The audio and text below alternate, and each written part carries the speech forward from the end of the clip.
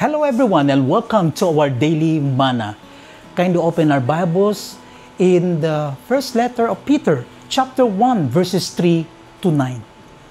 As the word of the Lord says, "Blessed be the God and Father of our Lord Jesus Christ, who according to His great mercy has caused us to be born again to a living hope through the resurrection of Jesus Christ from the dead, to obtain an inheritance which is imperishable, undefiled, and will not fade away, reserved in heaven for you, who are protected by the power of God through faith for a salvation ready to be revealed in the last time. In this you greatly rejoice, even though now for a little while, if necessary, you have been distressed by various trials, so that the proof of your faith, being more precious than gold, which perishes, though tested by fire, may be found to result in praise, glory, and honor at the revelation of Jesus Christ. And though you have not seen Him, you love Him.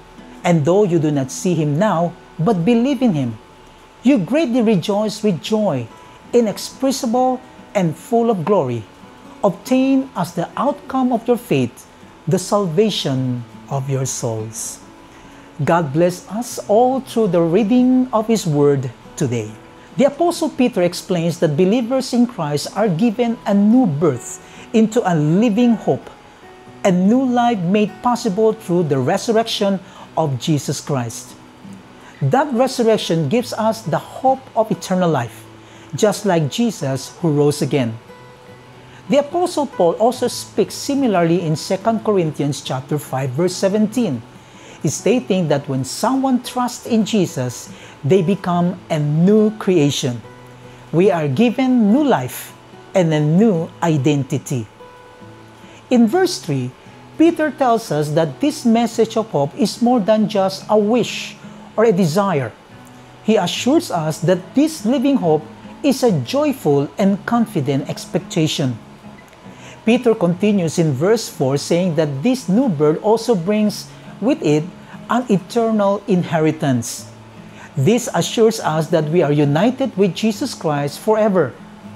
Unlike earthly inheritances such as land or wealth that are temporary, subject to decay, and can be destroyed, our Heavenly Father inheritance is imperishable, because our God is all-powerful, supreme, and sovereign, as mentioned in verses 4 to 7.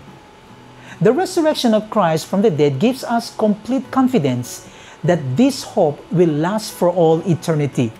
The idea of a living hope and an eternal inheritance was a completely new message for the early believers, as shown in verses 8 to 9.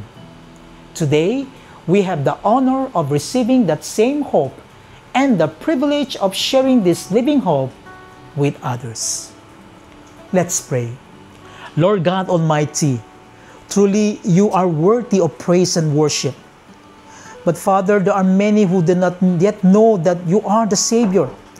Your church is facing trials. That's why we come before you, Lord, asking for your intervention. Help us worship you with all our hearts. Revive your church across the world and send a spiritual awakening to those who do not yet know that Jesus is the Savior. Forgive us, Lord God, for the times people have lost their way from you.